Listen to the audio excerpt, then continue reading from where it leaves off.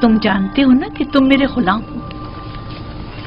जी बिल्कुल ऐसा ही है। गुलाम को चाहिए अपने मालिक की अताअत करे। कुछ भी हो मैं आपके हुक्म की अताअत वहीं तक करूंगा जहां तक हुक्म खुदा पामाल न हो। दरवाजे की जानिब भागो।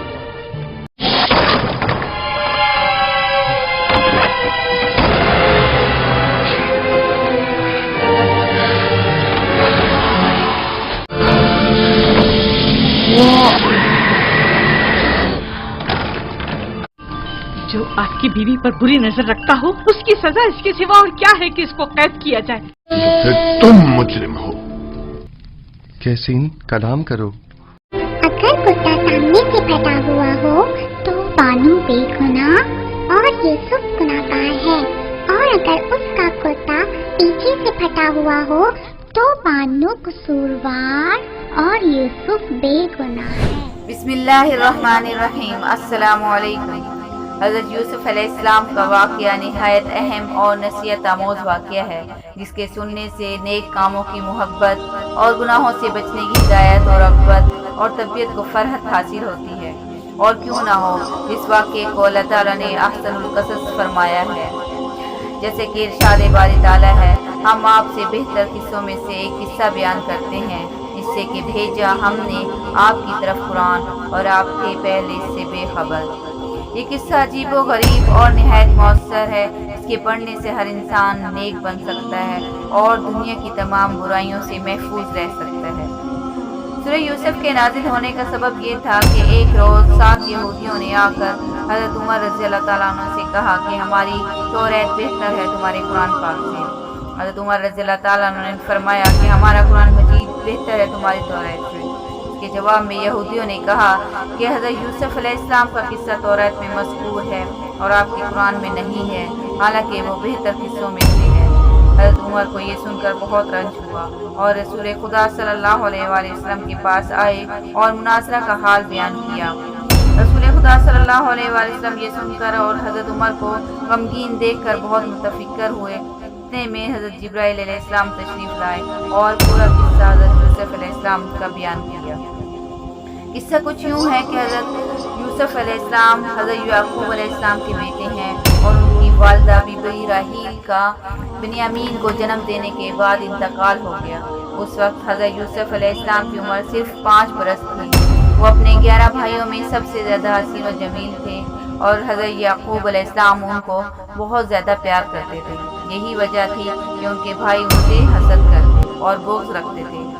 हज़रत याकूब अलैहिस्सलाम हज़रत यूसुफ अलैहिस्सलाम से इस वजह से ज़्यादा प्यार करते थे कि बचपन ही से आप में नबूवत के आसार ज़ाहिर थे और फिर उनकी वालिदा भी उनके बचपन में वफ़ात पा गई। इस वजह से वो उनसे ज़्यादा प्यार करते थे।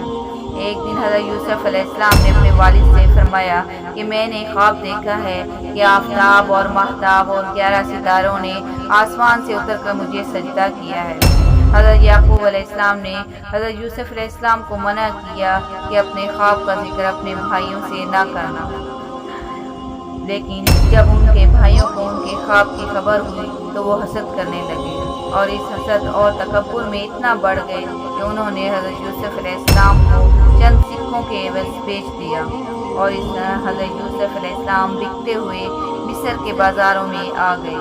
जब आप मिस्र के बाज़ारों में आ गए तो पूरे मिस्र में ये बात फैल गई कि मालिक बिन ज़गर एक ऐसा इब्रानी गुलाम लाया है कि उसकी खूबसूरती और हुस्न व जमाल लासानी है। मालिक बिन ज़गर ने पूरे शहर में ऐलान कर दिया कि मैं एक निहायत खूबसूरत, खुश इखलाक, अक्लमंद, दाना, चालाक, फर्मा बरदार और हयादार गुलाम लाया हूँ। जिसकी ख्वाहिश हो उसे खरीदने की वो मुकर्रर वक्त पर हाजिर हो जाए। सब लोग मिस्र के बाज़ारों में जमा हो गए। सबकी ये ख्वाहिश थी कि यूसुफ को वो खरीद लें। जब अजीज़ मिस्र को यूसुफ की खबर मिली तो उन्होंने यूसुफ के वज़न के बराबर सोना, मुश्क और रेशमी कपड़ा देकर खरीद लिया और इस तरह वो उनको अपने घर ले आया और अपनी बीवी जुलेखा के हवाले किया और कहा, मैंने यूसुफ को बड़ी कीमत देकर ख़रीदा है, तुम इसको अच्छे से रखना। जैसे कि अल्लाह ताला कुरान पाक में फरमाता है, मिस्र में जिसने इसको ख़रीदा था उसने अपनी बीवी से कहा कि इसको बहुत इज्जत और एहतराम से रखो, शायद ये हमारे काम आए या हम इसको अपना बेटा बना लें। जब जुलेखा ने यूसुफ को देखा तो आप पर फरिश्ता हो गई और दिन रात उनकी खिदमत में रहा करती और हर तरह से उनकी दिलदारी करती थी। हज़रत यूसुफ अलैहिस्सलाम ने जब अपनी जवानी की दहलीज में कदम रखा तो आपका हुस्न अपने अरूज पर आ गया। जुलेखा के होश और सब्र की ताकत जाती रही, नौबत जान तक पहुँच गई। वो पहले ही हज़रत यूसुफ अलैहिस्सलाम पर फरिश्ता थी, जैसे कि कुरान पाक में अल्लाह ताला इरशाद फरमाता है, और जिस औरत के घर में वो था उसे फुसलाने लगी और घर के दरवाजे बंद कर लिए और कहने लगी लो आओ। तो हज़रत यूसुफ अलैहिस्सलाम ने फरमाया कि अल्लाह की पनाह, तेरा शौहर तो मेरा आका है जिसने मुझे इज्जत दी, मैं ऐसा जुल्म नहीं कर सकता, बेशक जालिम निजात नहीं पाते। जुलेखा ने अपने घर के दरवाजे बंद करके हज़रत यूसुफ को दावत गुनाह दी। हज़रत यूसुफ अलैहिस्सलाम ने फरमाया कि अल्लाह से डरो, बेशक अल्लाह ताला देख रहा है। लेकिन जुलेखा अपनी ख्वाहिश पूरी करने से बाज ना आई और महल के कमरों के दरवाजे बंद करके जुलेखा ने अपनी ख्वाहिश पूरी करनी चाहिए। हज़रत यूसुफ अलैहिस्सलाम दरवाजे की तरफ भागे और दरवाजे अल्लाह के हुक्म से खुलते गए। इस तरह जब वो भागते हुए आखिरी दरवाजे तक पहुँचे तो जुलेखा ने आपको पीछे से कमीज से पकड़ लिया, जिसकी वजह से कमीज पीछे से फट गई। हज़रत यूसुफ अलैहिस्सलाम आखिरी दरवाजे पर पहुँचे तो अज़ीज़ मिस्र को पाया। अज़ीज़ मिस्र ने हज़रत यूसुफ अलैहिस्सलाम को बंद दरवाज़ों से निकलता देखा तो जुलेखा ने शोर मचाया कि यूसुफ मेरे साथ बदकारी करना चाहता है। ऐसे शख्स की सज़ा जो तेरे घर में बुराई करे, क्या दर्दनाक सज़ा के सिवा क्या हो सकती है। ये सुनकर अज़ीज़ मिस्र ने हज़रत यूसुफ से कहा कि मैंने तुझको अपना बेटा बनाया था और अपने घर का मीन बनाया था। हज़रत यूसुफ अलैहिस्सलाम बोले कि ये मुझे अपनी नफसानी ख्वाहिश पूरा करने पर मजबूर कर रही थी। अज़ीज़ मिस्र ने कहा कि तुम्हारे पास अपनी बेगुनाही का क्या सबूत है। उस वक्त वहाँ एक ऐसा बच्चा मौजूद था जो अभी बोल ना सकता था। हज़रत यूसुफ अलैहिस्सलाम ने कहा कि इस लड़के से पूछ लो। अज़ीज़ मिस्र ने मुस्कुरा कर कहा, अब मुझे मालूम हुआ गुनाह तेरी तरफ से है, क्योंकि 6 महीने के लड़के ने कभी सवाल जवाब किया है। इतने में वो लड़का बोल उठा, ऐ अज़ीज़ मिस्र, यूसुफ सच्चे हैं। तो वो बहुत मुताज्जिब हुआ और करीब जाकर दरियाफ्त किया कि ये लड़के तूने क्या देखा। तब वो बोला जैसे कि अल्लाह ताला कुरान पाक में फरमाता है, और गवाही दी एक गवाह ने औरत के लोगों में से, अगर है कुर्ता उसका फटा आगे से तो औरत सच्ची है और वो झूठा, और अगर कुर्ता फटा है पीछे से तो ये झूठी है और वो सच्चा। जब अज़ीज़ मिस्र ने कुर्ता पीछे से फटा हुआ देखा तो कहा, बेशक ये एक फरेब है तुम औरतों का, और अलबत्ता औरतों का बहुत बड़ा फरेब होता है। फिर अज़ीज़ मिस्र ने कहा, ए यूसुफ, जाने दो इस बात को, और जुलेखा से कहा कि तू अपने गुनाह बख्शवा, बेशक तू ही गुनाहगार है। ये वाक़या पूरे मिस्र में मशहूर हो गया और मिस्र की औरतें जुलेखा को लान तान करने लगी कि अज़ीज़ मिस्र की बीवी अपने गुलाम के इश्क में मुब्तला हो गई है, हम तो इस औरत को सही गलती पर देखते हैं। जब जुलेखा ने देखा कि पूरे मिस्र में मुझ पर लान तान हो रही है तो उसने तमाम मिस्र की औरतों को हज़रत यूसुफ अलैहिस्सलाम का हुस्न दिखाने का इरादा किया, ताकि उनको भी पता चल सके कि हज़रत यूसुफ अलैहिस्सलाम कितने हसीन हैं और जुलेखा किस वजह से इन पर फरिश्ता हुई है। एक दिन जुलेखा ने मिस्र की तमाम औरतों को दावत दी और उनको हर एक के हाथ में छुरी और फल पकड़ा दिए और हज़रत यूसुफ अलैहिस्सलाम से बोली कि अब निकलो उनके सामने। जब औरतों ने एक बार की उनकी तरफ नज़र की, सब की सब मदहोश हो गई और बजाय फलों के अपनी उंगलियां काट लीं। जब हज़रत यूसुफ अलैहिस्सलाम वहाँ से तशरीफ ले गए तो वो औरतें होश में आईं। तब उन्होंने कहा, ये इंसान नहीं, हुस्न का देवता है, शायद देवताओं में से एक है। उस वक्त जुलेखा बोली कि ये है वो गुलाम जिसके बारे में तुम मुझ पर लान तान करती थी और मुझे बुरा भला कहती थी। जुलेखा ने मिस्र की औरतों से कहा कि मैंने बहुत कोशिश की है कि अपना मतलब पूरा करूं, लेकिन इसने अपने आप को रोक लिया, और जो कुछ मैं चाहती हूँ अगर ये मेरी ख्वाहिश पूरी ना करेगा तो ज़रूर इसको कैद कर दिया जाएगा और ये रुस्वा हो जाएगा।